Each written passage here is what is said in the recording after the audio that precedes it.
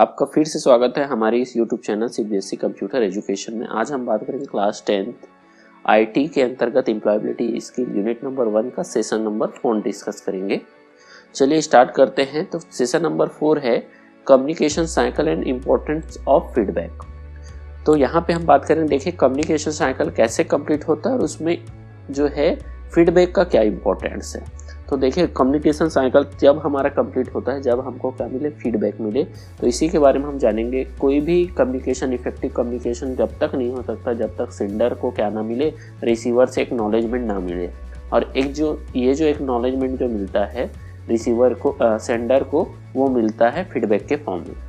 तो यही जो है, जब सेंडर कोई मैसेज भेजता है, कम्युनिकेट करता है रिसीवर के साथ, तो रिसीवर जो भी इंफॉर्मेशन रहेगा उसका क्या भेजेगा, फीडबैक भेजेगा। तो ये फीडबैक जो है वो क्या रहता है सेंडर के लिए, जब फीडबैक मिलता है तो वो समझता है कि उसका कम्युनिकेशन कंप्लीट हो गया। और याद रहे कि हमारा जो ये फीडबैक है वो पॉजिटिव भी हो सकता है, निगेटिव भी हो सकता है। लेकिन यहाँ पे गुड फीडबैक का क्या होना चाहिए, वो स्पेसिफिक होना चाहिए, हेल्पफुल होना चाहिए, काइंडनेस होना चाहिए, उसमें वो स्पेसिफिक होना चाहिए, यानी अलग होना चाहिए, हेल्पफुल होना चाहिए, ताकि वो क्या कर सके आने वाले समय में जो है अपने जो इम्प्रूवमेंट कर सके। साथ ही साथ काइंडनेस होना चाहिए, जो उन्होंने फीडबैक दिया है उसमें उसके प्रति क्या होना चाहिए, दया की भावना होनी चाहिए, ताकि वो अच्छे से और काम कर सके। अब देख लेते हैं टाइप्स ऑफ फीडबैक। अभी हमने देखा 2 टाइप्स ऑफ फीडबैक के बारे में बात कर लिया, पॉजिटिव एंड निगेटिव। इसके अलावा एक और फीडबैक होता है नो फीडबैक। चलिए समझ लेते हैं हम क्या होता है पॉजिटिव, क्या होता है निगेटिव और क्या होता है नो फीडबैक। सपोज कोई आप काम कर रहे हैं और काम करने के बाद आपको कोई अप्रिशिएट करता है कि आपने बहुत अच्छा काम किया, आपने काम कर लिया है, तो इस तरीके का जो अप्रिशिएट जो होता है वो क्या कहलाएगा, पॉजिटिव फीडबैक कहलाएगा। वैसे जब आप किसी से बात करते हैं तो आप उसके प्रति क्या करते हो, रिस्पेक्ट दिखाते हो, उसको बताते हो कि आपने बहुत अच्छा काम किया, या फिर आपने जो काम किया है, या आप मेरे से बात किए तो अच्छा लगा। इस तरीके का जो फीडबैक होता है वो पॉजिटिव में आता है। वहीं जब हम देख लेते हैं निगेटिव फीडबैक में, तो निगेटिव फीडबैक में क्या होता है, जब हम किसी काम को करते रहते हैं और उस काम से रिलेटेड किसी को हम क्या करना भूल जाते हैं। जैसे यहाँ पे दिया हुआ है कि आप सपोज किसी होटल में जाते हैं, ठीक, तो होटल में जाते हैं तो आप क्या करना भूल जाते हैं, वहाँ पे जो रिसेप्शन में जो रहते हैं उनके साथ बात करते हैं, लेकिन आप उसके साथ स्माइल के साथ बात करना भूल जाते हैं। तो इस कंडीशन में आपका जो गेस्चर, पोजीशन, ये भी क्या होना चाहिए, पॉजिटिव फीडबैक देना चाहिए।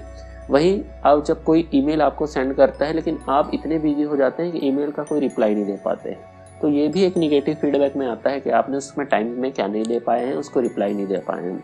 तो आपको हर एक चीज़ टाइमली भी होना चाहिए। नेक्स्ट, नो फीडबैक का मतलब होता है कई बार आप क्या करते हैं, ना ही आप क्या करते हो पॉजिटिव फीडबैक देते हो, ना ही निगेटिव फीडबैक देते हो।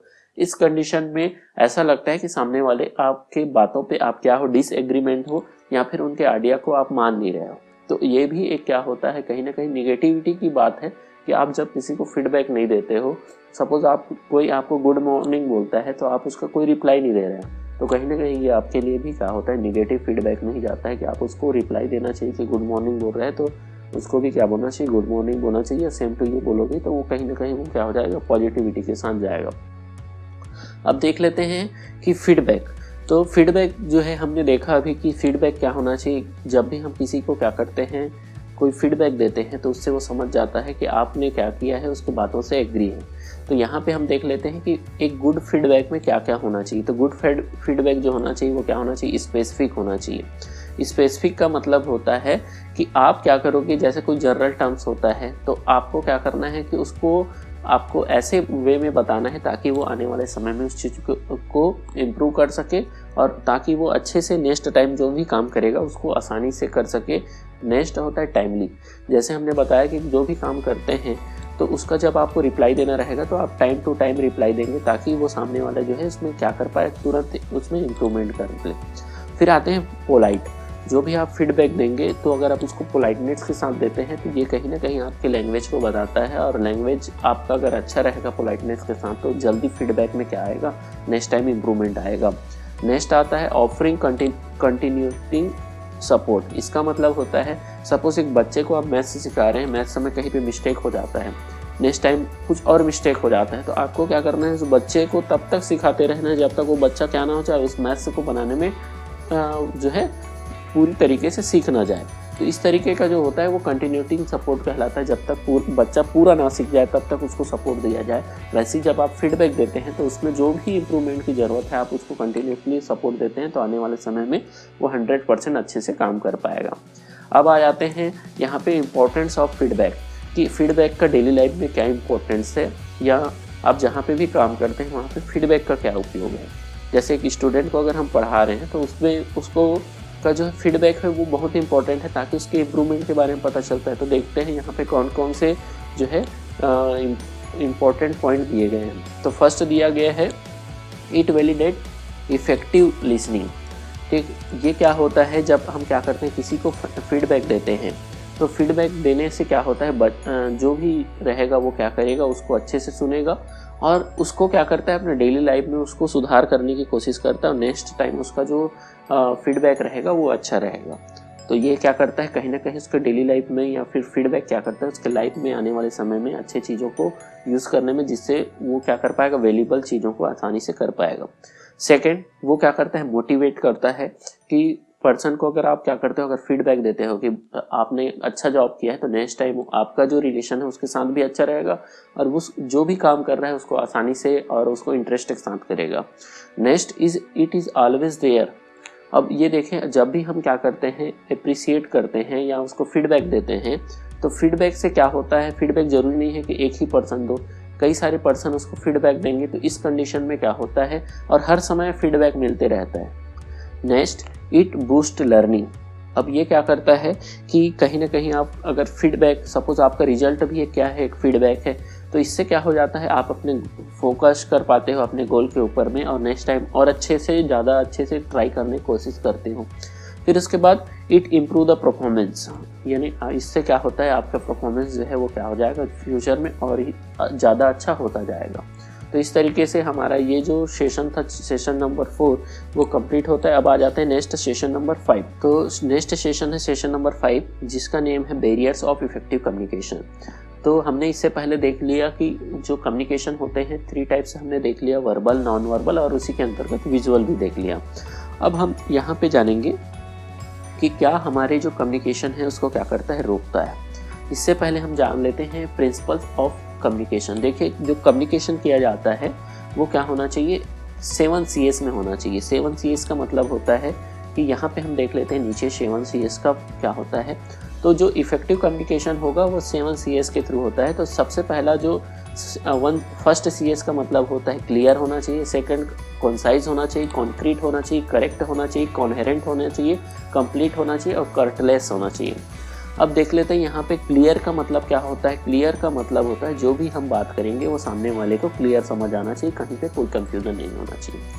और उसके बाद देखते हैं कॉन्साइज। कॉन्साइज का मतलब होता है कि आप जो वर्ड यूज़ करेंगे सामने वाले को आसानी से समझे, तो उसके लिए क्या होना चाहिए, सिंपल वर्ड का यूज़ करना चाहिए।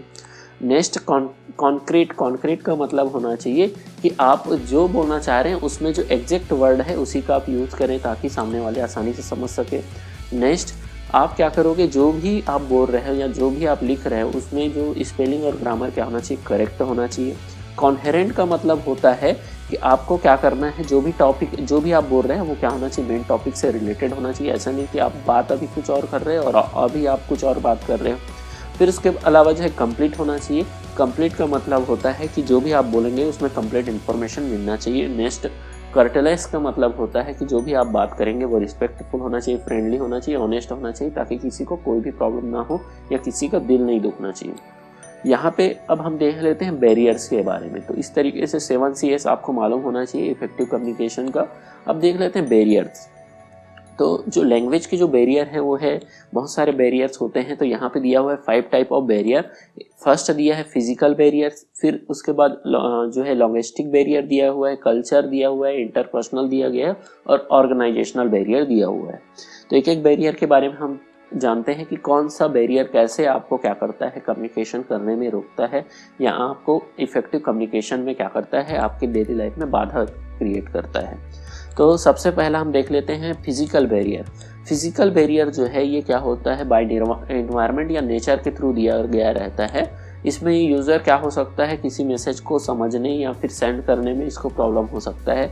सपोज़ क्या हो सकता है, कोई फिजिकल जो है वो हैंडीकैप होगा, तो उस कंडीशन में ना वो सही से सुन पाएगा ना सही से बोल पाएगा। तो किसी को अलग अलग तरीके का जो है क्या हो सकता है, हैंडीकैप हो सकता है। तो इस कंडीशन में ना वो अच्छे से किसी बातों को समझ सकता है, ना ही अपने बातों को कहीं अच्छे से एक्सप्रेस कर सकता है। तो इससे क्या हो पाता है कि सामने वाले जो है मैसेज को समझने में क्या होता है, प्रॉब्लम होता है। तो ये कहीं ना कहीं जो है लैंग्वेज में क्या है, ये इफेक्टिव कम्युनिकेशन में बैरियर है। फिर आते हैं नेक्स्ट लॉन्गिस्टिक बैरियर। लॉन्गिस्टिक बैरियर क्या होता है, सपोज आप किसी ऐसे एरिया में चले जाते हैं जहाँ का लैंग्वेज आपको नहीं मालूम है और वहाँ के लोगों को आपका लैंग्वेज नहीं मालूम है। तो इस कंडीशन में आप जो है अपने बातों को के बीच में रखने में कहीं ना कहीं प्रॉब्लम होगा। तो इससे क्या होगा कि मिसअंडरस्टैंडिंग पैदा होगा एक दूसरे के बीच में, और इससे आप अपनी बातों को आसानी से नहीं रख पाएंगे।